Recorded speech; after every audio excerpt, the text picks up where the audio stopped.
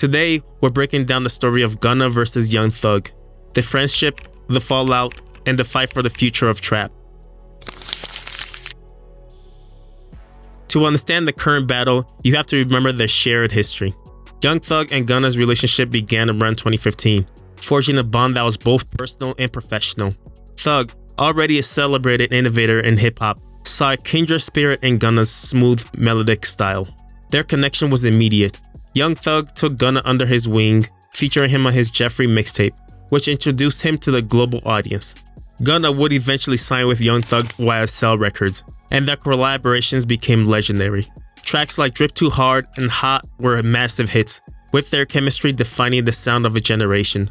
Gunna spoke of their bond, saying, "Thugger's my twin," perfectly capturing the brotherhood they shared. They were the undisputed top duo in trap, with Thug as the visionary leader and Gunna as his most trusted heir.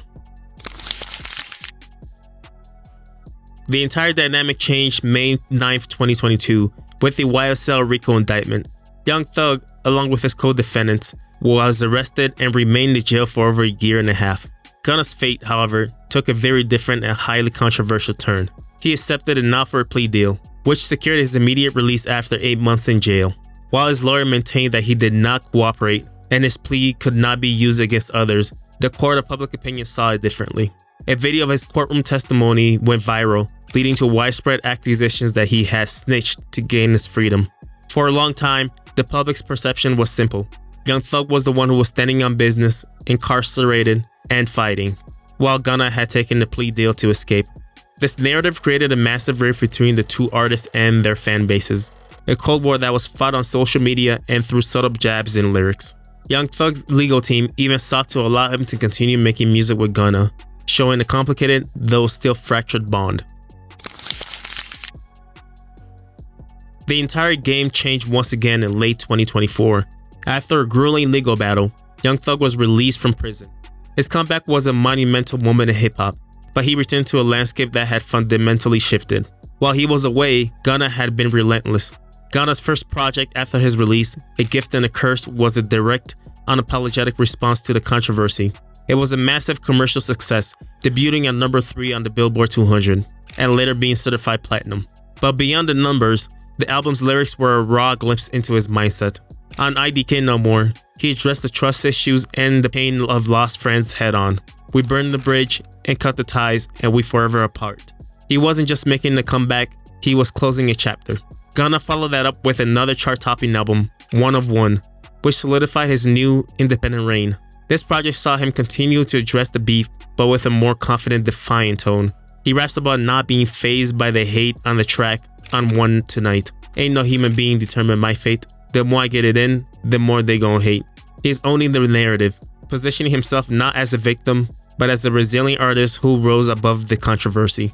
The numbers back it up. A Gift and a Curse amassed over 112 million streams in its first week alone, a feat for a no-feature album. His recent Bittersweet tour sold out major arenas like Atlanta State Farm Arena, proving his commercial appeal is at an all-time high.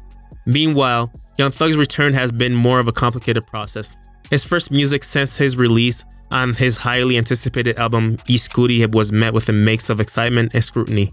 His lead single on Money with Future was a powerful start, but the project had the tough job of not only being a comeback album, but also providing answers to a public that was desperate for them. On a featured verse, Thug hinted at his experience in jail, but never directly addressed the Gunna situation. This is the key difference in their strategies. Gunna, through his music, has processed the emotional and relational fallout of the RICO case, creating a new, compelling artist persona. Young Thug, on the other hand, is trying to pick up where he left off, relying on his legacy and sheer talent. The commercial gap is where the dethroning is most evident. Gunna's recent album sales and streaming figures have soared, placing him at the very top of the game. He's been touring, collaborating, and dominating the charts while his former mentor was away. This isn't just about a brief moment of success. It's a sustained takeover fueled by his ability to connect with a post-controversy audience.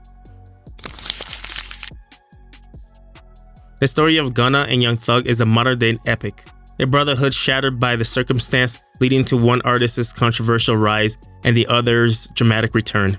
The throne of trap is no longer vacant, it is being fiercely contested. Young Thug will always be a pioneer, a visionary whose influence is undeniable, But in his absence, Gunna has proven that he is not just a protege, he is a superstar in his own right, and his commercial power is currently unmatched. The public drama has only added a new layer of intrigue, proving that he can turn the curse into a gift. This stage is set for a monumental battle. Can Gunna maintain his dominance, or will Young Thug, now free, reclaim the crown he helped build?